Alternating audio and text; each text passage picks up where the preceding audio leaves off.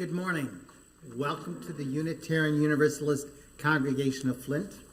I'm Jim Newtown, your worship associate today. We want to make sure that any newcomers are aware that we are an inclusive church, a welcoming church, regardless of income, education, or sexuality. And if you, like us, believe that love, the quest for justice, and the use of reason are the most important things, then you might have a home here. Feel free to contact one of our ministers, perhaps in person through the church office, or go to uuflint.org. Announcements. Just one, at the Flint Institute of Arts, the Friends of Modern Art has a film series that many of our church members like to go to. They show the same movie on Friday evening, Saturday evening, and Sunday afternoon. If you're interested, feel free to go to flintarts.org or contact Sue Kinsey or Deb Gustafson if you would like to join us. So, proceed to our chalice lighting.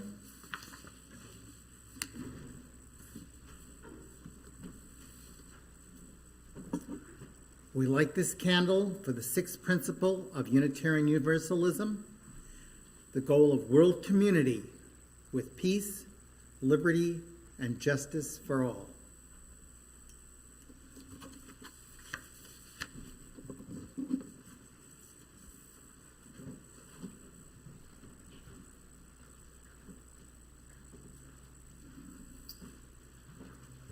Oh yeah, one more thing. Please join me in reciting our covenant, recognizing the richness of diversity, the beauty and wonder of shared worship, and the transforming power of love and service. We gather as a sacred, intentional community to freely seek knowledge and truth, to celebrate the fullness of life, and by our actions to increase goodness and justice.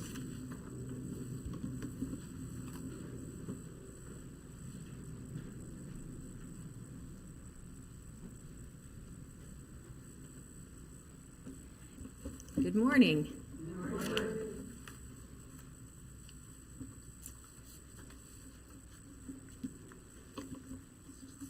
This morning's opening words are from a contributor to the Huffington Post, and she says,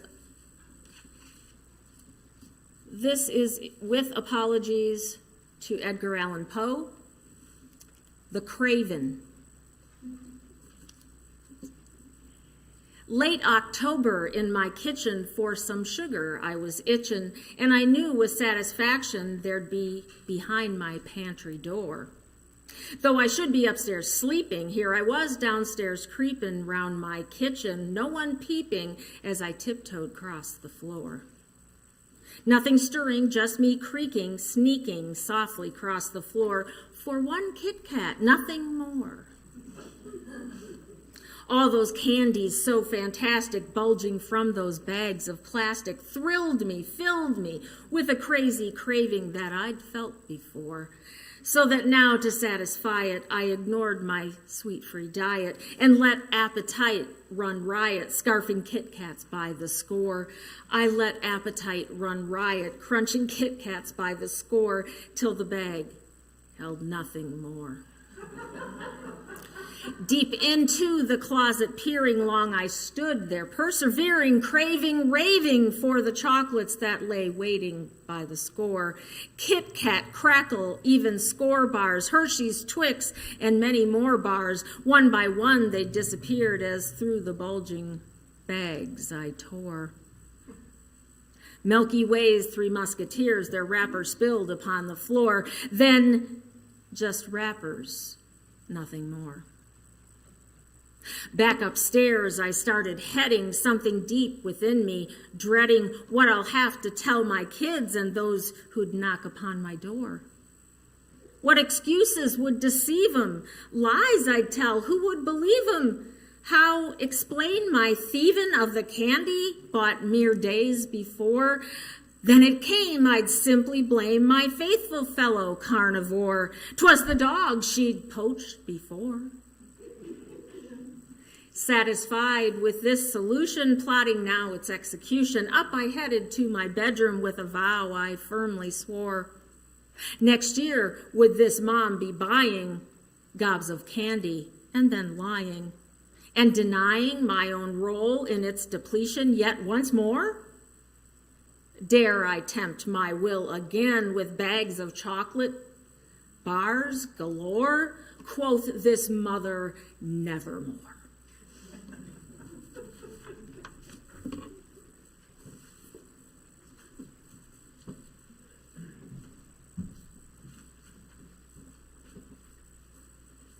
Good morning. Our meditation is entitled In Between. In between, liminal, that space where we wait. Between moments, events, results, action, or no action. To stand on the threshold, waiting for something to end, and something new to arrive, a pause in the rumble of time. Awareness claims us, alert, a shadow of something different. In between invitation and acceptance, in between symptom and diagnosis, in between send and receipt of inquiry and question, in between love given and love received. Liminality, a letting go, entering into confusion, ambiguity, and disorientation. A ritual begun. Pause. Look back at what once was. Look forward into what becomes. Identity sheds a layer, reaches into something uncomfortable to wear. In between, liminal, that space where we wait, look, listen, feel, and breathe.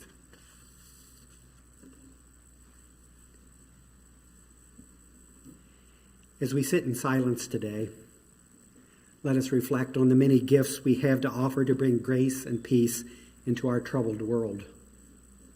A smile, our patience or understanding, and much more are ours to give freely.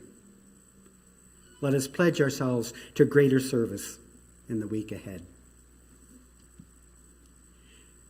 During our musical meditation, you are invited to come forward or go to the back of the sanctuary and light a candle of joy and concern. But first, let us experience the silence.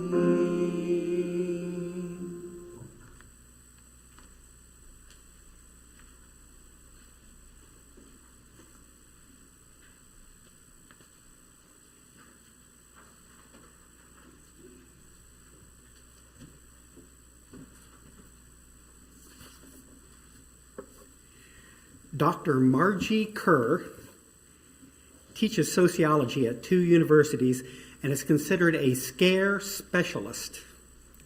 That is, an expert in the field of fear. She serves as the staffed sociologist at Scare House, Pittsburgh, a haunted house that takes all year to plan. She was interviewed by the Atlantic magazine, and here's what Dr. Kerr had to say about why some brains enjoy fear. She said, "Not everyone enjoys being afraid, and I don't think it's a stretch to say that no one wants to experience a truly life-threatening situation. But there are those of us, well, a lot of us, who really enjoy the experience. First, the natural high from the fight or flight response can feel great. There is strong evidence that this isn't just about personal choice, but it's about our brain chemistry. New research shows that people differ in their chemical response to thrilling situations. One of the main hormones released during scary and thrilling activities is dopamine. And it turns out some individuals may get more of a kick from this dopamine than others. Some people are really going to enjoy thrilling, scary, and risky situations, while others not so much.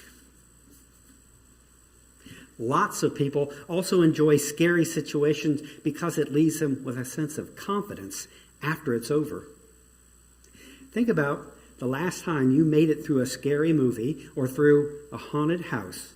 You might have thought, yes, I did it. I made it all the way through. So it can be a real self-esteem boost. But again, self-scaring isn't for everyone. And there are lots of psychological and personal reasons why someone may not enjoy scary situations. I've talked to more than a handful of people who will never set foot in a haunted house because they went to a haunt at a young age and they were traumatized. To really enjoy a scary situation, we have to know we're in a safe environment. It's all about triggering the amazing fight or flight response and experiencing those endorphins and dopamine, but in a completely safe space. Haunted houses are great at this. They deliver a startle, a scare by triggering one of our senses with different sounds, air blasts, and even smells. These senses are directly tied to our fear response and activate the physical reaction, but our brain has time to process the fact and think, these are not real threats. Our brain is lightning fast at processing threat. I've seen the process thousands of times from behind the walls of Scare House. Someone screams and jumps and then immediately starts laughing and smiling. It's amazing to observe. I'm really interested to see where our boundaries are in terms of when and how we really know or feel we're safe.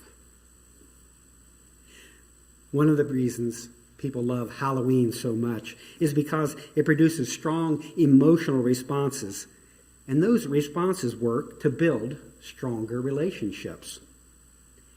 When we're happy or afraid, we're releasing powerful hormones like oxytocin that are working to make those moments stick in our brain. So, we're going to remember the people we're with. If it was a good experience, then we'll remember them fondly and feel close to them, more so than if we were to meet them during some neutral, unexciting event. We do build a special closeness with those we are with when we're in an excited state. And that can be a really good thing. We are social and emotional beings. We need each other in times of stress. So yes, take your date to a haunted house or for a ride on a roller coaster. It'll be a night you'll never forget.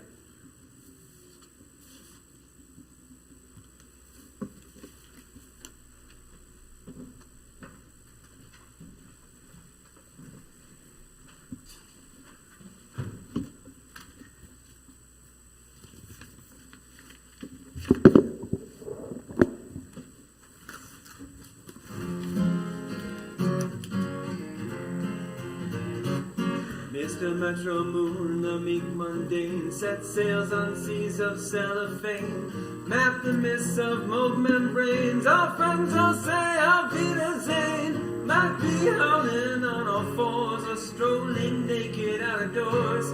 Perhaps an herbal remedy reminds the man what holds the key. It's boo time, boo time, it's boo time.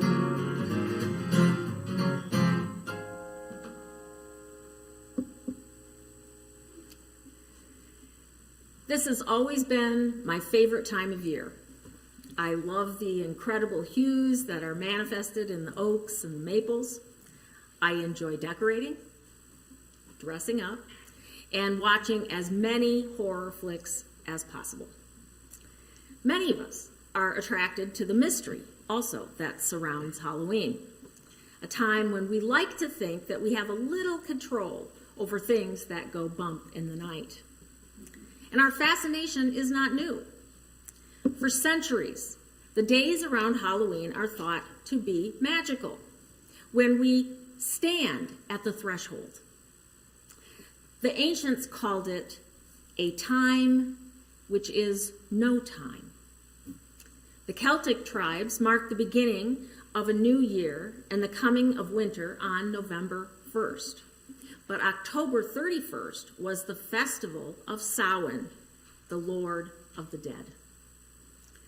Samhain literally meaning summer's end.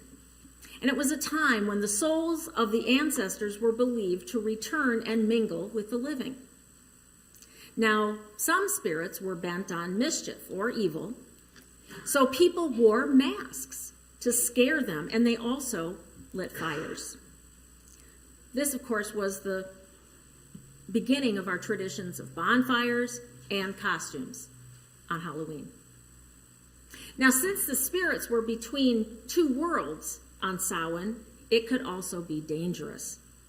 Spirits might try to carry the living over the threshold into the spirit world with them. So the threshold was considered a place that is not a place. Time would stand still. No one entered and no one exited on October 31st. It's a little like your cat deciding whether he wants to go in or out. So although magical, people would be wary at this time of year. One would not dare go walking alone in the countryside. But in one of the most popular Halloween stories ever told, that is exactly what Ichabod Crane does. Ironically, Washington Irving never mentions Halloween in The Legend of Sleepy Hollow. Yet he makes multiple references associated with the holiday, as you might remember. So Ichabod is attacked after attending a harvest festival where there's music and there's dancing. There's references made to fall leaves, the harvest moon, and heaped up platters of autumn food dishes. There's drinking, and most of all, there is storytelling that includes legends of ghosts, goblins, and apparitions, most of them told for Ichabod's pleasure and to scare the wits out of him. So all of this is written by Irving in humor, yet it also exposes our sometimes tragic human fallibility. And the subject was very familiar to Irving because he had spent much of his adolescence in the Hudson River Valley to avoid yellow fever in New York City.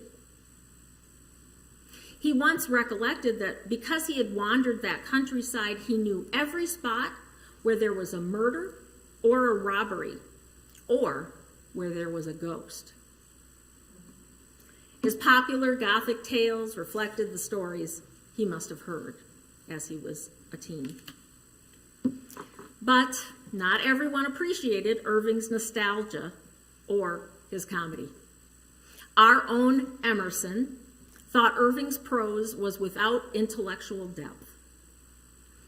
But Irving understood his audience, apparently, and he made a good living. He once wrote that if he could rub out one wrinkle from the brow of care or beguile the heavy heart of one moment of sadness for someone, that he had surely not written in vain. Apparently he succeeded. And Halloween and horror continues to be big business.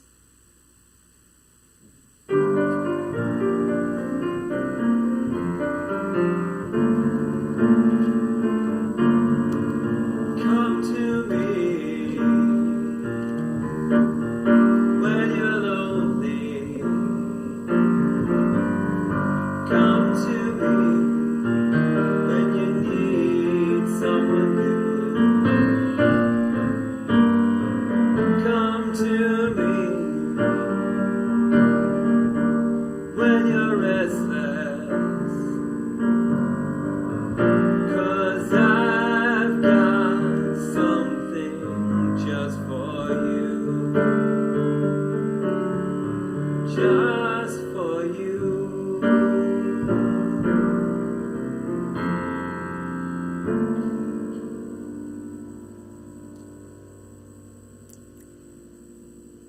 The average American will spend $103 on costumes, decorations, and candy this year. But it's not all for kids. Adults and even pets get into it. And truth be told, who doesn't want to dress up and be somebody else for a day? I know you're all going home and doing that. So Halloween, though, is also attractive because it's just a day. When you think about it, Christmas is an entire season, and no particular religion owns Halloween. And furthermore, it's a great bit of fun to get into before we head into a long winter. Perhaps more importantly, for some of us, we can find tons of ways to get scared. From jump scares to storytelling, there is no end to the methods humans have used to make themselves afraid. And Dr. Kerr, from this morning's readings, she says that humans have been scaring themselves since we've evolved. When I read that, I just imagined a Cro-Magnon hiding behind a rock with a cave bear head and waiting for his best friend to pass. But as you heard, the hormones that surge through our bodies when we're scared can actually feel pretty good. Not for everyone, though. Our self-esteem is also boosted when we successfully get through something that is scary. And of course, community is built when we go through something scary together. And Kerr also referred in the article to high fives that she sees when a bunch of people go through the haunted house in Pittsburgh together. And once they get out to the other side and they're all okay and they look around, they're all giving each other high fives and hugging each other because they all made it through together. And get this, researchers say that Halloween can even help prepare children for a real-life scary world. Seeing fake skeletons, zombies, and graveyards can also be useful in giving anyone a little taste of mortality as well. Dr. Kerr explains that since humans are obsessed with death, and we can't quite wrap our heads around what might happen to us after we die, playing around with such images allows us to be just a tad bit less fearful. And that makes me feel a little bit better, especially when I remember that some years ago, and this is true confession time, sorry, Jerry, as a family, we watched several seasons of the show The Walking Dead. And that show really made you think about zombies, anyway. And I think we watched it, because we had really interesting discussions afterwards. Like, what are the philosophical ramifications of protecting your group from other non-zombie groups due to lack of resources? And is it ethical to disable a zombie and chain it and then use it as a pack mule? And also, where the heck were all the zombie squirrels? Right? And of course, as I was writing this, I realized we never did decide on a place to meet if there's a zombie apocalypse. So there's still that. But I love horror books and movies. One of my favorite authors is Stephen King. And I'm little ashamed to say that I once even stood outside his gated property in Bangor, Maine to have my picture taken. I was young. But ironically, one of my other favorite authors is Jane Austen. You cannot imagine how excited I was when the book came out, Pride and Prejudice and Zombies. But I want to explain, for those that don't understand so much, I enjoy this kind of thing because it's not real. I know what's real, and I know that there's bad things that happen in the world. And this kind of horror entertainment is just no stress for me. It's just fun. But I do want to say, maybe one of the healthiest ways that a culture has found to look death and horror straight in the face and celebrate it is Dia de los Muertos, or Day of the Dead. It's a traditional Latin American celebration that goes back 3,000 years. What they do, if you don't know, is the souls of friends and ancestors, and sometimes even pets that have passed away, are invited back to visit. And there's homemade crafts and music and dancing and flowers and food, costumes, and personal altars to those people that have passed. And there's intricate and colorful drawings and makeup with skeletons. And it's beautiful. And it's festive but not scary. And adults and children participate in this community-wide event, and they learn to honor the dead but not to be afraid. And coincidentally, at the same time that this happens, in Mexico, 1 million monarchs migrate to Mexico. And so some people believe that those monarchs represent the souls of the dead. And just so you know, these monarchs, the reason they're there is they've spent the summer in the north and they fly south for the winter. What's most amazing, though, about these monarchs is that the ones that arrive in Mexico are not the same ones that left, like what you would think of most migrating animals. It takes 4 generations for them to complete 1 year. So that in itself seems awfully magical and wonderful to me. Then you can mash, and you can monster mash, and do my graveyard smash, and you can mash. You'll catch on in a flash, and you can mash. Yes, you can monster mash, and you can mash. Or do the monster mash, and monster mash. Or do my graveyard smash, or you can mash. You'll catch on in a flash, and you can mash. Yes, you can monster mash. Wow.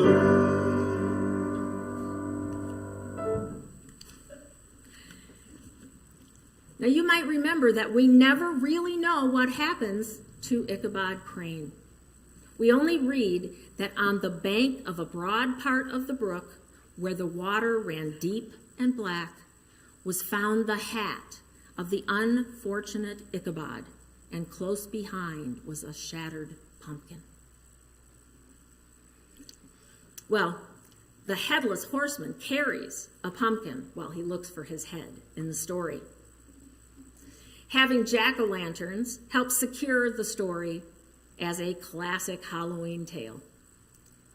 But you probably know that the first jack-o'-lanterns were not actually pumpkins, but they were carved out turnips in Ireland during the potato famine. A candle was placed in them to scare away evil. The legend was that Jack made a deal with the devil, but he ended up fooling him. But that made Jack unable to enter either hell nor heaven. And so he wanders through the night with a turnip light, and it's called a jack-o'-lantern. When Irish immigrants arrived here, though, they discovered roomier pumpkins, easier to carve and do wonderful things with. So they hollowed out those instead and put candles in them. And a little bit later, they added a little thing to their legend, and that is that if the candle inside the pumpkin flickered a little bit, it meant that it had been touched by a ghost. Scary pumpkins and ghosts, ghoulish creatures and monsters. For many, that's what Halloween is all about. Frightening Halloweens, though, have long been popular. There were graveyard poets in the 18th century. They gathered in cemeteries and told stories of spiders and bats and monsters to anyone who would dare listen. In the 19th century, prominent Universalist P.T. Barnum operated a museum or freak show that displayed things like fishtails sewed on to monkey torsos and, unfortunately, people with abnormalities, all meant to shock the audience. Luckily, technology has replaced such cruelties for scares. But Dr. Kerr points out that every culture in the world has monsters. yet they all have common characteristics.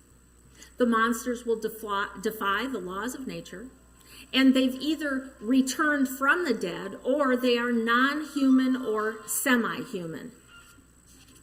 These attributes will cause us dissonance, and then they'll make us scared. Now, she indicates that the most famous monsters are those that are alive after they've died. Think of Dracula and Frankenstein, or the more contemporary Freddy Krueger and Jason. But despite how they might look different, or if they have different names, they still, no matter what part of the world they're from, their motivation and their inspiration are similar, because humans are simply fascinated with life after death.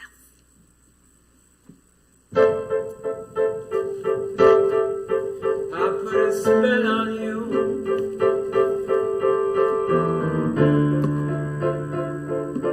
Because you're mine.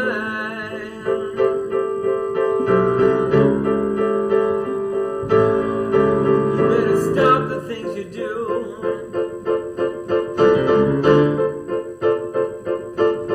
I ain't lying. I ain't lying. You know I can't stand it. Oh, you're running around. You know, baby, baby, I can't stand the way you put me down.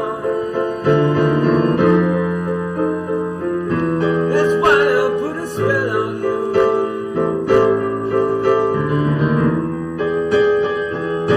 Because you're mine.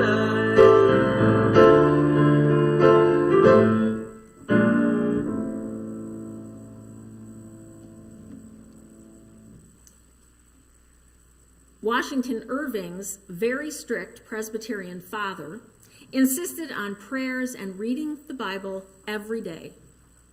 Irving said that as a child, he thought that everything that was pleasant was wicked.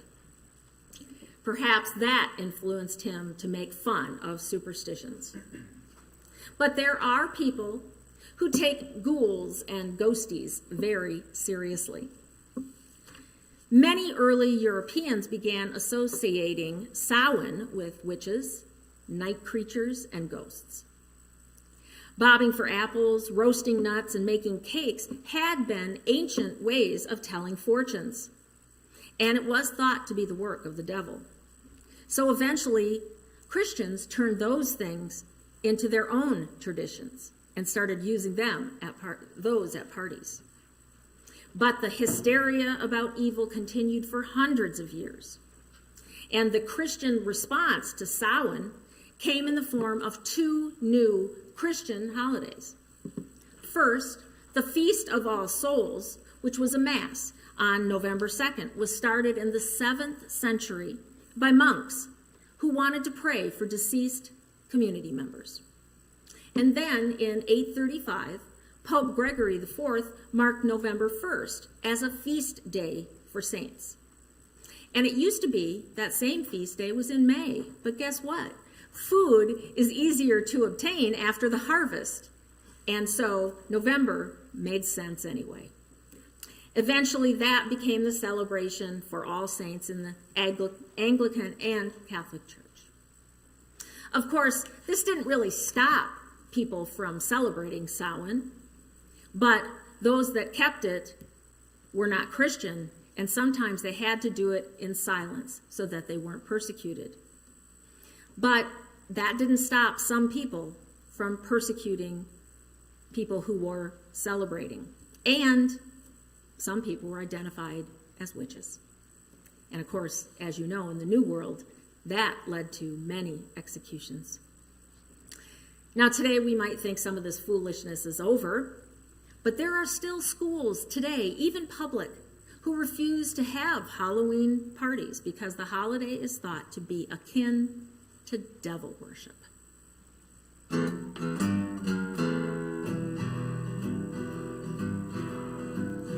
When you came in, the air went out, and and all the shadows filled up with doubt. I don't know what you did to me, but I know this much is true. I wanna do bad things with you. I'm the kind to sit up in his room, heart sick and eyes filled up with blue. I don't know who you think you are, but before the night is through, I wanna do bad things to you.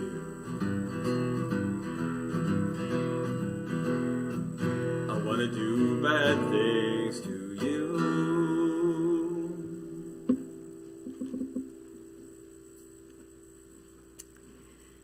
Luckily, when I was a kid, costumes and parties were still common fare at Halloween time. And I'm sure your costumes, like mine, were probably homemade. Apparently, I had a fantastic one when I was about 5.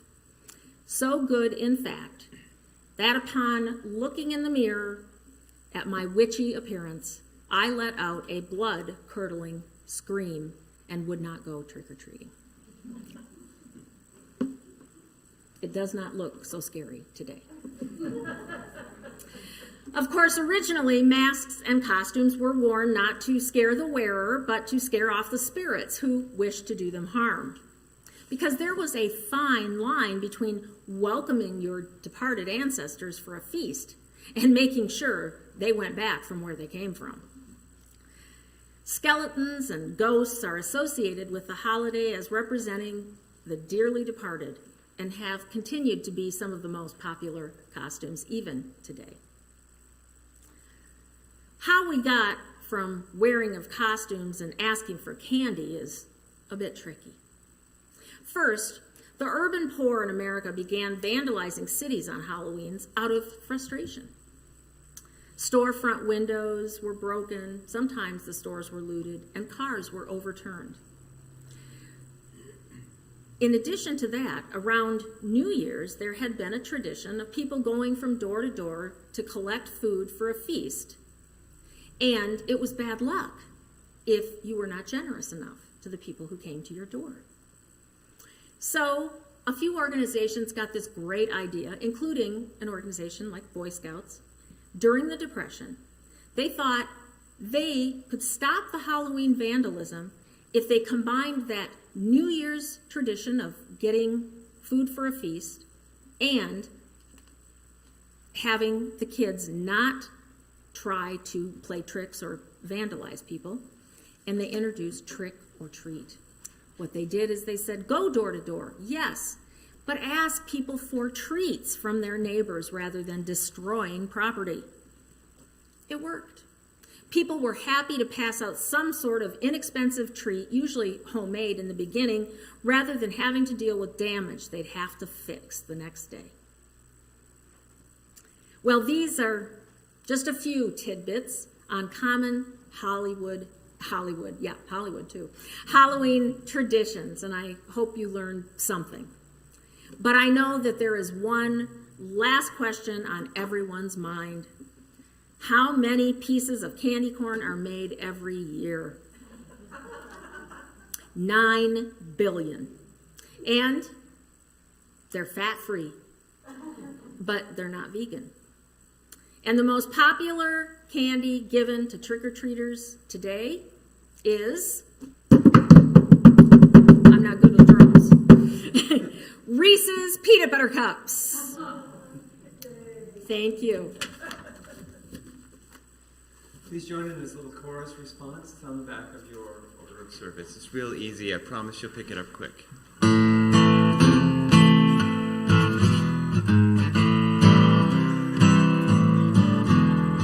Rise up, bones, and shake yourselves. Rise up, bones, and shout.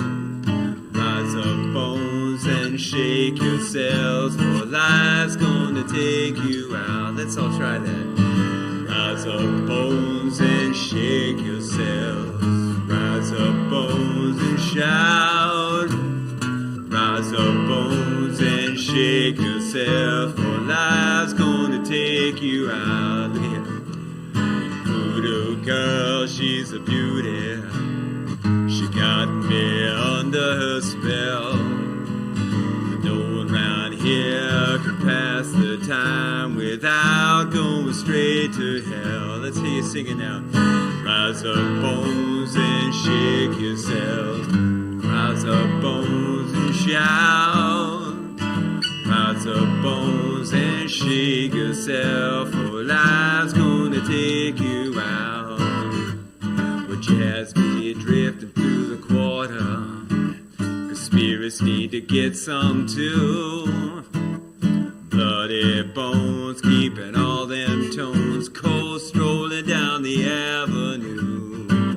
Well, sugar be shaking up the boneyard, sure enough to raise the dead.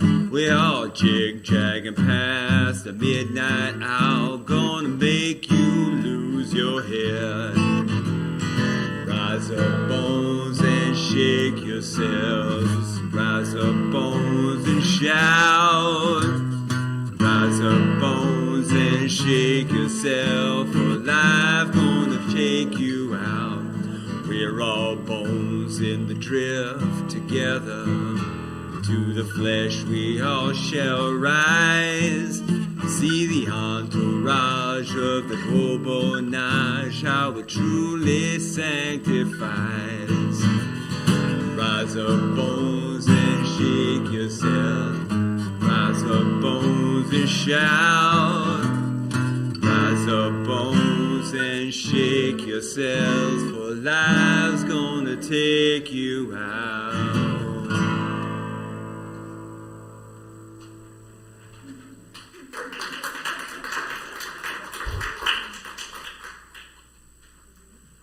We affirm the goodness of this world.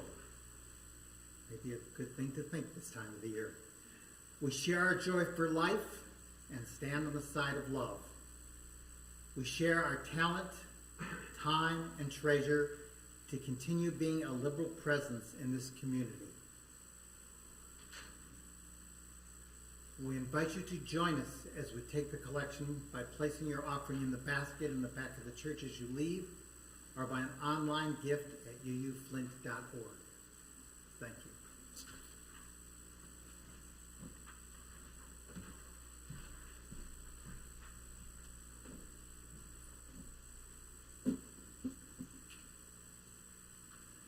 Before our closing words, I would just like to acknowledge that we have two very, very talented musicians here, and we are lucky to have you both.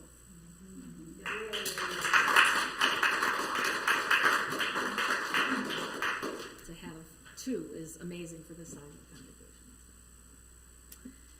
May we see with honor the places from which we've come, with truth the places upon which we stand, and with vision the places to which we must go.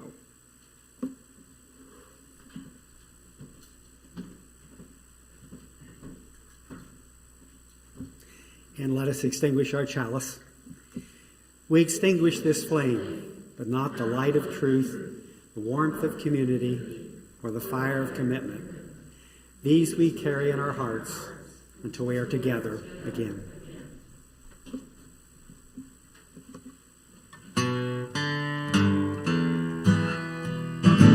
People are strange when you're a stranger.